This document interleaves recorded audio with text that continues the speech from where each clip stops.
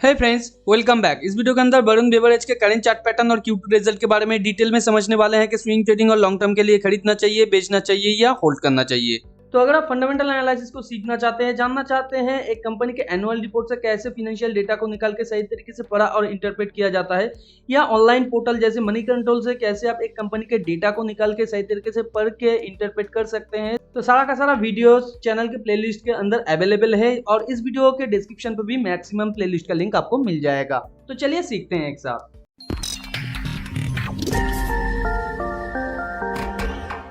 जैसे कि आप स्क्रीन पे देख पा रहे हैं, वरुण बेवरेज का ये वन डे का चार्ट है। वन डे के चार्ट में ये लगातार एक बुल ट्रेंड के अंदर था और ये बुल चैनल के अंदर भी था, जहां पे एक चैनल के अंदर मिनिमम 3 स्पाइक होता है। तो 1 स्पाइक, 2 स्पाइक, 3 स्पाइक क्रिएट करने के बाद ये नीचे आने की कोशिश किया है और हर बार ये चैनल के लो के आसपास आके फिर ऊपर जाने की कोशिश करता है, जैसे कि एक चैनल के अंदर होता है। तो यहाँ पे करंट सिचुएशन में आप देख सकते हैं 2 लेग फॉर्मेशन के साथ इसने ऊपर से नीचे की तरफ मूव लिया था और यहाँ पे सपोर्ट लेके ये ऊपर जाने की कोशिश कर रहा है। तो इस तरीके के मूव में जनरली 2 लेग का स्पाइक होता है। तो यहाँ पे 1 स्पाइक तो इसने ऑलरेडी क्रिएट कर लिया है और सेकंड स्पाइक के आसपास है और नीचे से ये सपोर्ट लेके करेंटली ऊपर जाने की कोशिश कर रहा है। इस तरीके के मूव में जनरली 2 लेग का मूव होता है। तो 1 लेग तो इसने यहाँ पे क्रिएट कर लिया है और सेकंड लेग क्रिएट करने की फिराद में है। तो करंट सिचुएशन में अगर कंपनी का शेयर आपके पास है तो यहाँ पे क्या नया पोजीशन आपके लिए बन रहा है, या अगर आप ओल्ड पोजीशन होल्ड कर रहे हैं तो यहाँ पे किस तरीके से आपको ट्रेड को मैनेज करना चाहिए। तो करेंटली आप देख सकते हैं एक अच्छा खासा सपोर्ट से ये ऊपर जाने की कोशिश कर रहा है और यहाँ पे फर्स्ट टाइम इसने अपना एक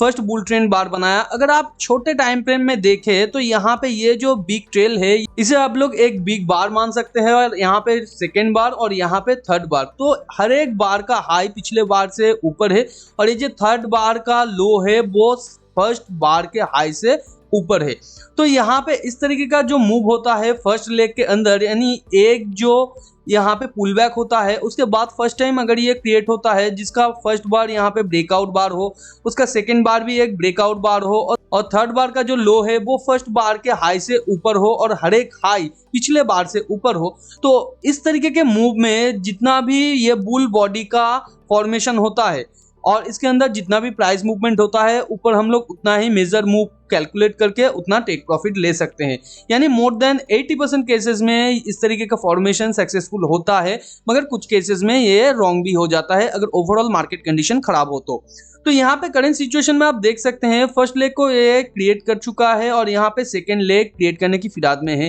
तो यहाँ पे 3 बार के साथ ये ऊपर गया था, मगर ये जो 4th बार है यानी आज के दिन का जो बार है वो पिछले बार के हाई से लगातार नीचे गिरने की कोशिश किया है, मगर बार के एंड में यानी एंड ऑफ द डे आप देख सकते हैं ऊपर की तरफ इसने मूव भी लिया है और ये पिछले बार के मोर देन 50% को कवर कर चुका है। तो इस तरीके का जो फॉर्मेशन होता है इसे हम लोग एक ओवरलैपिंग फॉर्मेशन बोलते हैं, जहां पे मोर देन 50% का यहाँ पे पिछले बार को कवर कर लेता है। तो इस तरीके का बार जनरली एक रिवर्सल का बार नहीं होता है, ये एक एग्जिस्टिंग ट्रेंड का ही बार होता है। तो यहाँ पे नेक्स्ट डे आप यहाँ पे पोजीशन भी क्रिएट कर सकते हैं और उसके साथ साथ इसके अंदर जो आपको फर्स्ट यहाँ पे स्टॉप लॉस मिल सकता है 902 के आसपास और यहाँ पे फर्स्ट जो आपके लिए टेक प्रॉफिट मिल सकता है 973 के आसपास, जो कि है ये जो स्विंग हाई पॉइंट है इसके आसपास। इसे अगर तोड़ के ये ऊपर जाता है तो 1005 टू 1019 के आसपास, जो कि यहाँ से यहाँ तक का जितना भी प्राइस मूवमेंट है ऊपर अगर हम लोग मेजर मूव मानते हैं तो 1012 तक ये जाता है। तो कंजर्वेटिव वे से यहाँ पे 1005 टू 1019 के आसपास ये जाने का प्रोबेबिलिटी रखता है और इसी बीच में अगर ये कोई अच्छा खासा रिवर्सल का पैटर्न क्रिएट करता है यानी डबल टॉप इसके साथ अगर क्रिएट करके ये हाई मोमेंटम के साथ नीचे आने की कोशिश करता है और यहाँ पे बुल चैनल को तोड़ने के बाद छोटा सा पुल बैक करके फिर ये नीचे आने की कोशिश करता है, तो ये एक मेजर रिवर्सल का पैटर्न होगा और नीचे तक ये आ सकता है इसका शेयर प्राइस।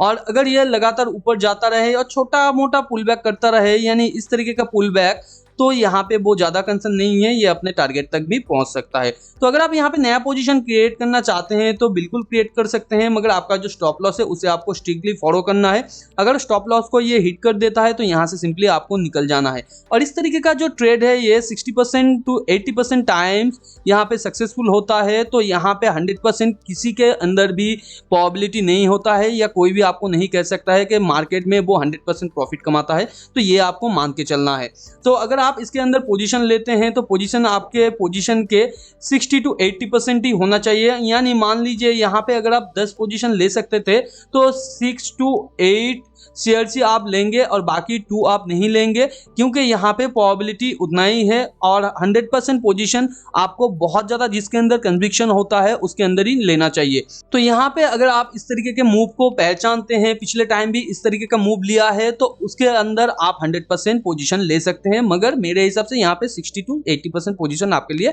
सफिशिएंट होना चाहिए। और अगर आपके पास स्विंग पोजीशन ऑलरेडी है तो यहाँ पे आप होल्ड करके रख सकते हैं, क्योंकि पोजीशन जाने का प्रोबेबिलिटी यहाँ पे 1005 to 1019 के आसपास है। और अगर आप लॉन्ग टाइम के लिए कंपनी के अंदर इन्वेस्टेड है या नया कोई पोजीशन बनाना चाहते हैं, तो यहाँ पे क्वार्टर ऑन क्वार्टर रिजल्ट को आपको जरूर देखना चाहिए। सितंबर क्वार्टर का रिजल्ट आ गया है, जो कि पिछले साल के सितंबर से अच्छा खासा यहाँ पे इंक्रीमेंट दिखाया है और यहाँ पे ऑपरेटिंग प्रॉफिट भी पिछले साल के क्वार्टर से इसने इम्प्रूव किया है। उसके साथ साथ ऑपरेटिंग प्रॉफिट मार्जिन को भी, तो ये एक अच्छा चीज है। और उसके साथ साथ इंटरेस्ट पेएबल कंपनी का थोड़ा सा बढ़ गया है, तो ये थोड़ा सा कंसर्न है, मगर नेट प्रॉफिट इसने अच्छा खासा लाया है पिछले साल के क्वार्टर से, तो ये और एक अच्छा चीज है। अगर हम लोग ईयर ऑन ईयर रिजल्ट को देखें तो ईच एंड एवरी ईयर ये रेवेन्यू को इंक्रीज कर रहा है। हाल ही के यहाँ पे 2020 में थोड़ा सा गिर गया था, कोरोना का टाइम था। उसके साथ साथ कंपनी का ऑपरेटिंग प्रॉफिट और ऑपरेटिंग प्रॉफिट मार्जिन भी यहाँ पे मेंटेन हो रहा है, तो ये कंपनी के लिए अच्छा चीज है। यहाँ पे जो इंटरेस्ट पेएबल है कंपनी का फ्लैक्चुएट कर रहा है, यानी मॉडरेट पोजीशन पे है, ज्यादा बढ़ नहीं रहा है और ज्यादा घट भी नहीं रहा है। कंपनी का जो नेट प्रॉफिट है वो भी लगातार कंपनी इंक्रीज कर रहा है, तो ये और एक अच्छा चीज है। और यहाँ पे नेट प्रॉफिट का जो मार्जिन है ये भी धीरे धीरे इंप्रूव हो रहा है, तो ये और एक बोनस चीज है। कंपनी का आरओई भी लगातार इंप्रूव हो रहा है और अच्छा खासा है, तो लॉन्ग टाइम के लिए अगर आप इन्वेस्टेड है कंपनी के अंदर, तो यहाँ पे आरओई के बेसिस पे तो यहाँ पे लॉन्ग टर्म के लिए बाय बनता है। मगर यहाँ पे डेट टू इक्विटी कंपनी का पिछले ईयर से थोड़ा सा बढ़ गया है, तो कंपनी के डेट में थोड़ा सा कंट्रोल करना चाहिए। और उसके साथ साथ बुक वैल्यू भी each and every year company बढ़ा रहा है। हालांकि यहाँ पे घटता हुआ आपको दिखाई दे रहा है, मगर यहाँ पे 2019 में इसने बोनस इशू किया है, 2021 और 2022 में भी, और उसके साथ साथ 2023 में इसने स्प्लिट किया है, तो जिसकी वजह से यहाँ पे बुक वैल्यू पर शेयर लगातार गिर रहा है। तो ओवरऑल अगर Q2 का रिजल्ट हम लोग देखें तो यहाँ पे एज पर Q2 रिजल्ट हम लोगों को यहाँ पे बाय करना चाहिए। और यहाँ पे एज पर टेक्निकल करेंटली ये एक लॉन्ग टर्म बुल ट्रेंड के अंदर है, तो उसके बेसिस पे भी हम लोगों को बाय करना चाहिए। मगर कंपनी का फंडामेंटल रिसर्च के बिना और उसके साथ साथ मैनेजमेंट एनालिसिस और फ्यूचर प्रोस्पेक्ट जानने के बिना आप अगर किसी भी कंपनी के अंदर इन्वेस्ट करते हैं तो वो एक अंधाधुंध इन्वेस्टमेंट हो जाएगा और फ्यूचर में आपको लॉस भी हो सकता है, क्योंकि कंपनी से अगर आप राइट टाइम में निकल नहीं सकते हैं तो आपका लॉस पक्का है। और मेरे एनालिसिस के बेसिस पे या किसी के एनालिसिस के बेसिस पे अगर आप कोई भी पोजीशन लेते हैं तो राइट टाइम पे निकलने का जब टाइम होगा तब हम लोग अवेलेबल नहीं भी हो सकते हैं, इसलिए आपको खुद से थोड़ा सा रिसर्च करने के बाद ही इसके अंदर इन्वेस्ट करना चाहिए। अगर आपको कोई भी क्वेश्चन हो तो नीचे कमेंट में आप लिख सकते हैं, मैं उसके ऊपर भी डिटेल एनालिसिस करके देने की कोशिश करूंगा। मगर as per my analysis and understanding company के अंदर लॉन्ग टर्म के लिए नया इन्वेस्टमेंट भी क्रिएट कर सकते हैं और आपके पास अगर पोजीशन है तो भी आप होल्ड कर सकते हैं, मगर बाकी का आपके ऊपर है। टेलीग्राम चैनल को भी ज्वाइन करके रख सकते हैं, क्योंकि स्विंग ट्रेडिंग और लॉन्ग टर्म का कोई भी अपॉर्चुनिटी अगर सडनली इमर्ज होता है तो वही पे पहले अपडेट दिया जाता है, क्योंकि वीडियो बनाना बहुत ज्यादा टाइम कंज्यूमिंग हो जाता है। टेलीग्राम चैनल का लिंक नीचे डिस्क्रिप्शन पे दिया हुआ है, आप जाकर ज्वाइन करके रख सकते हैं। मिलते हैं अगले वीडियो पर, तब तक के लिए अपना बहुत ज्यादा ध्यान रखिए। Thanks for watching and happy investing.